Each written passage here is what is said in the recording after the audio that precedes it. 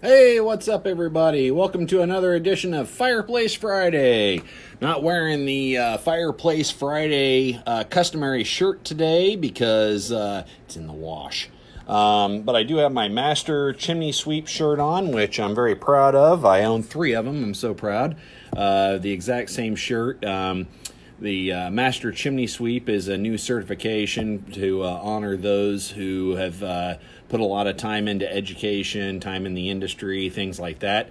I'm proud to be number 9 in the United States, which is a very low number, and I'm sure I'll have good stories to tell as I get older to younger sweeps. And back in my day, I got this certificate. I was a number 9, still am. Here, let me show you my card. Sonny, hey, where are you going? I need some attention. But anyways, that's okay. So anyways, thanks for being here. We're gearing up into the busy season. Me and Brandi, my wife, that works here too. She runs the office. I'm sitting back here in the clubhouse back here. There we go. There's our nice newly renovated storage room back there. But anyways, we were at Lowe's. We had to go to Lowe's, and one of our storm doors is getting pretty old. We bought it, I think, 15 years ago when we bought the house, and it's starting to malfunction. The roll down screen doesn't work anymore or anything. But it lasted 15 years, which is a pretty fair shake.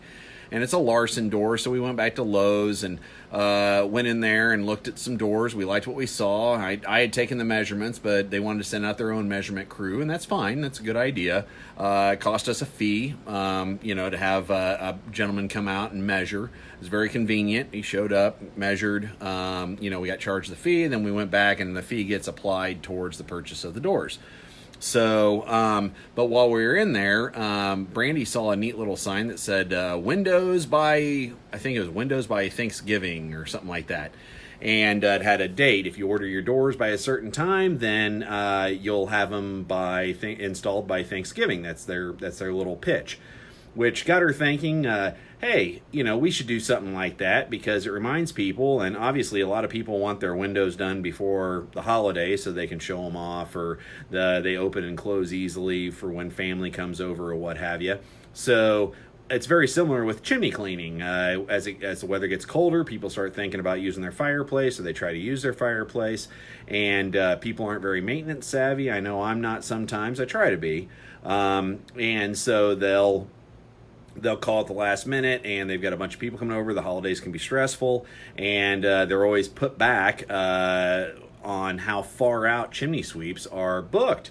But it's just a big run on stuff. At certain times of the year, we just get real popular. It's usually about 5 months out of the year, and we manage to stay busy all summer long and things. But it's a different kind of busy. It's a lot of people who might be having water entry or smelling problems or brickwork that's fallen apart, or hey, this thing hasn't ever worked, and I do want to plan so I can have it during the fall.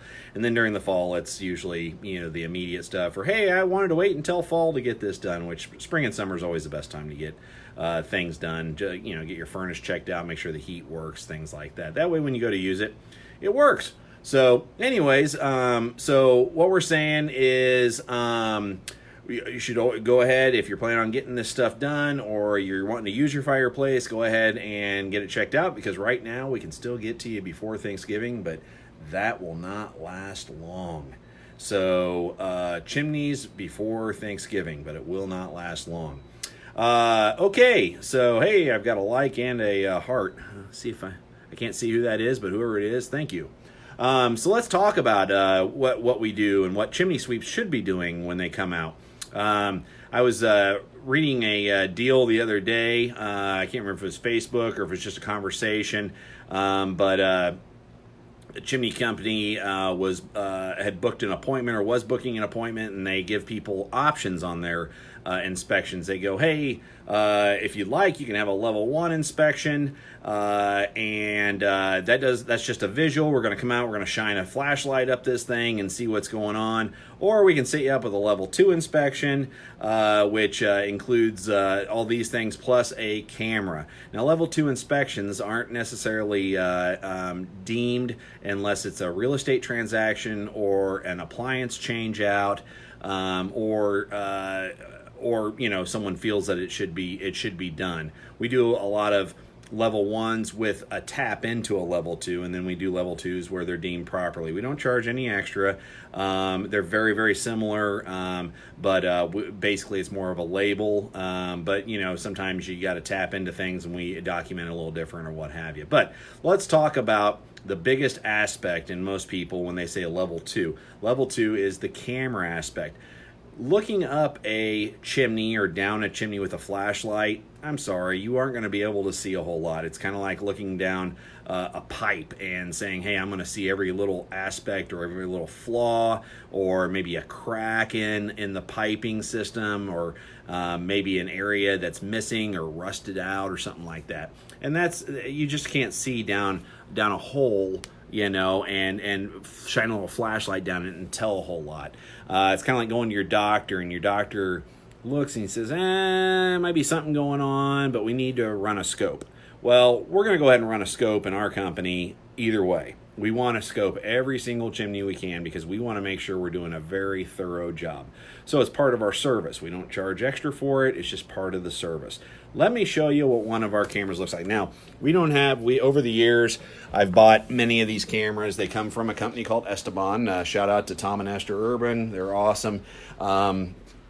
They aren't just like webcams or something. They're specialty cameras made for the industry because we're pretty rough on our equipment. You know, we're cramming it up chimneys and getting it through dampers and everything, so we're pretty rough on it. So let me turn this camera around. This is one of our units. We've got many other units, and they come in different shapes and sizes. One day I'll spend a ton of money and get all the units consistent. But this is one of our units. This is Tyler's unit, which is our operations manager. He's out in the field today with one of our newer guys. So, okay, there's my messy desk. You can see how busy I am on our big screen TV. Okay, so this is what a ChimScan is. You can see right here, it's called a ChimScan. It's a nice little briefcase. And when we come in, we do this as part of the appointment. We're going to open it up. And this one, Tyler's got some notes in here because he turned this in today. You know, they need maintenance, and we send them up to Iowa where ChimScan or Esteban is located, and they fix them for us. Because, like I said, things break down, especially tools that we use this much. And this is probably one of the most used tools on our truck. So what we're going to do is we're going to get this out. I'm going to turn it on. I think he was turning it on today. He said it was just kind of flashing out on him. So you can see the camera's a little dirty looking, but we're putting it up dirty spaces, right? And we've got an area at the top for a centering device so it stays in the center, and we put it on chimney poles down here so we can rotate it around. It's got lights around the front here. Tom's probably watching this right now going, oh my gosh, look at the work we're going to have to do to that. But hey, Tom, we put your stuff to the test and we use it. So usually the cord's against that, and so we run the camera up and we run it up 90 degrees, and we turn it as we're going up so we can check all the aspects of the interior flue. Sometimes it's a smaller diameter round pipe, and we'll send it up like this. We'll take the bracket off and send it straight up, kind of like a sewer camera does. So anyways, so it's got a little screen there. This adjusts the brightness. And I think this one adjusts the focus over here. So if we need to focus it, some of our cameras are autofocus. So we're going to plug it in over here into my little power strip. And the screen should pop on, and sometimes the screen pops on. Uh-oh. Well, I know this one was turned in, so maybe it's not going to turn on for us. But anyways, we're going to hook up the camera here. Let me hook this up. Here, I'm going to set you down for a sec right here. There we go. So we hook up the camera here.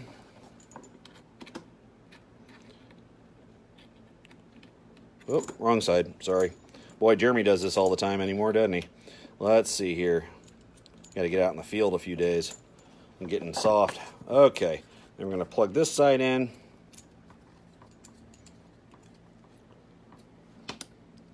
And you turn it on, and if the camera wasn't broken, we could see ourselves in it. Whoop.